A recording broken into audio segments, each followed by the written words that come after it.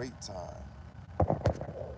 I just want to say big shout out to the king, to the royal family, for setting it up the way y'all set it up.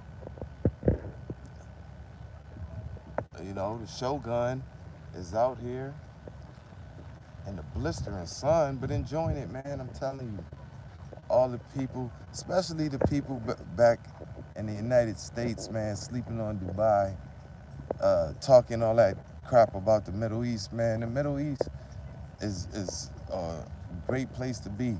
Yeah, it's hot, but that's a minor thing. That's a minor thing compared to the pros of the place. So yeah, man, just hanging out today. You see the beach, it's not too crowded.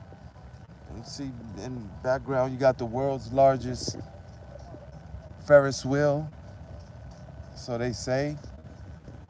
You know, you got a bunch of lounges and restaurants open, and this is what it is. Dubai, live from the Dubai Marina. Come check it out. If you in town, check me out.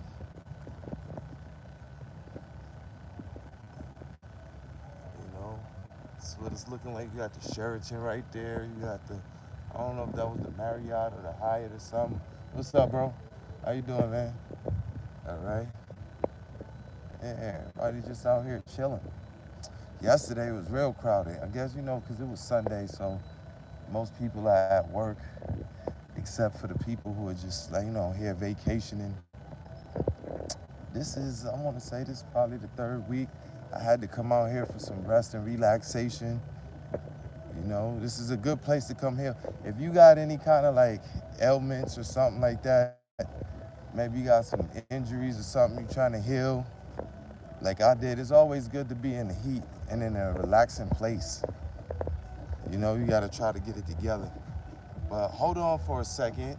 I'm going to put this on mute for a quick second so that way we don't get flagged for the music in the background.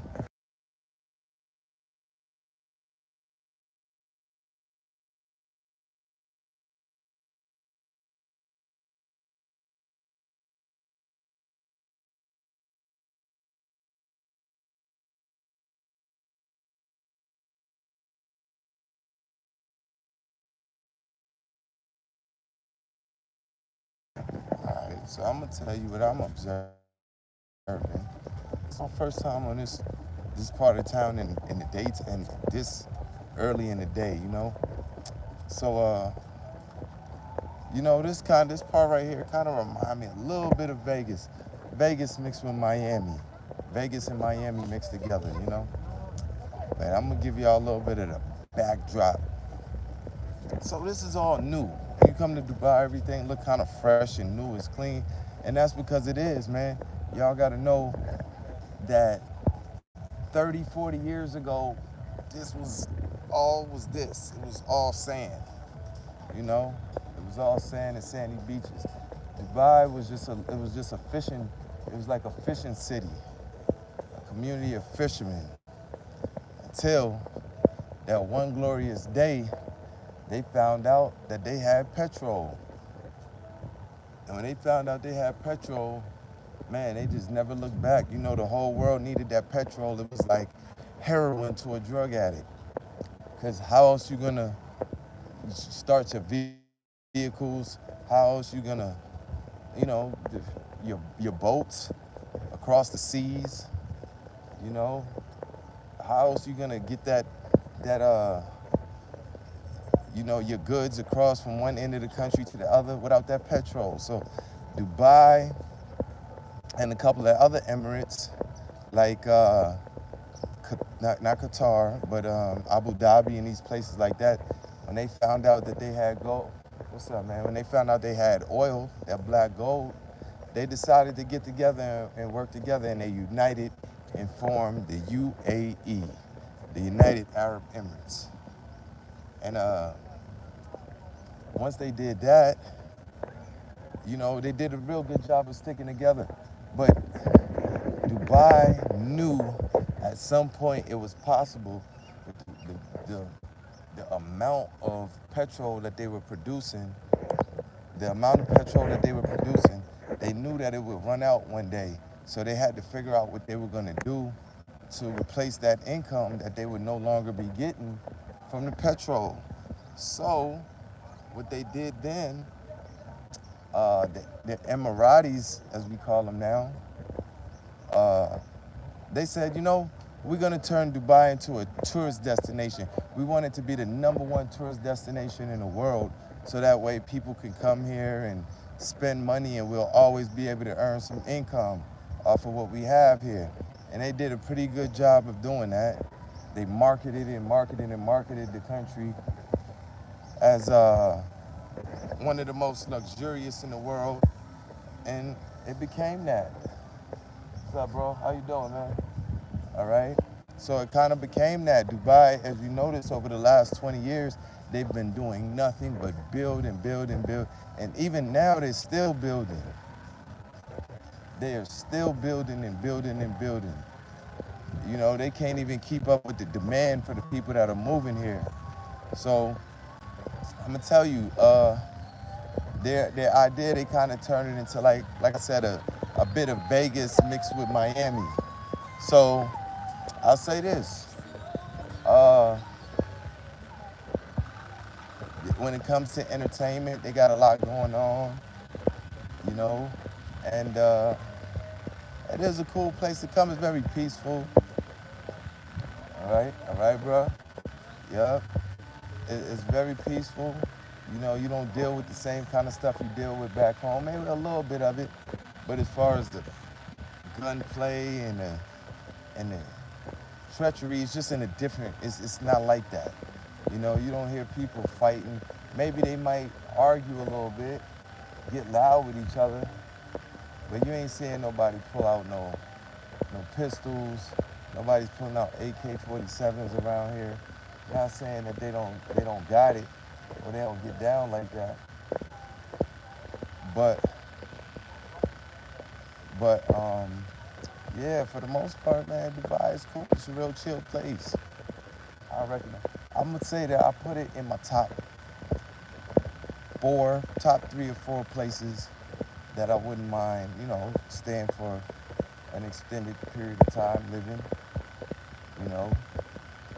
It definitely is a place that you want to network, and there's always got something going on. There's always something new, and the city is still growing. The country is still growing. The emirate is still growing. So, yeah, anybody who hasn't been here, I say, man, get you a plane ticket and come check it out. Because definitely, I'm going to tell you, especially if you're from the West. You know what I'm saying? If you're from the U.S., come check it out, man. It's real chill. Ain't too much ill will towards us. Yeah, what Trump got going on has caused a lot of ill will towards those of us from the States, but it ain't all the way turned up yet. It ain't all the way bad, but it's heating up. You can feel it.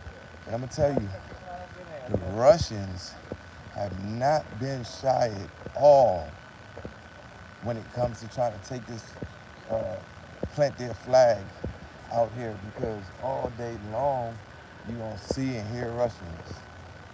All day long. Vladimir Putin, whenever he's doing, he definitely put money in his people's pockets, because they coming out here spending a whole lot of it. Because let me tell you, Dubai ain't all expensive like everybody thinks, but it ain't cheap either. Keep that in mind. It ain't super expensive to where it shuts people out, because anybody can come here and make it. If you got you a good idea, you can definitely come out here and make it. Let me go to this side here. But,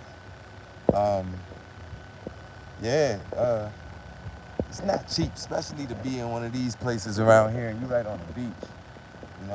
They're not really playing. They turned that luxury up because they don't want everybody sitting next to them. They want people to come and enjoy it. They want you to come and spend your money. They don't want you to necessarily spend your money and be their neighbor. I'll tell you that right now. But check out, you see, look at the artwork that they have out here on on the pavement. That just goes to show the detail that they put into the place and the hard work. But look, somebody got that McLaren out here, orange, you know. But yeah, you don't see everybody, a lot of Rolls Royces and Bentleys and all of that. Look at this. This is a custom G-Wagon right here. This is what Dubai is all about. If you got it, you got to show it. Yup. What is this, the Cullinan? Okay, they renting it out. Somebody's renting out their Cullinan.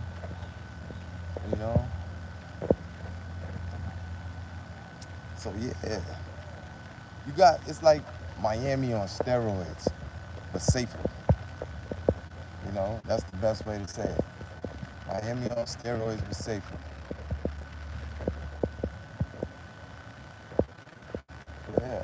Yeah.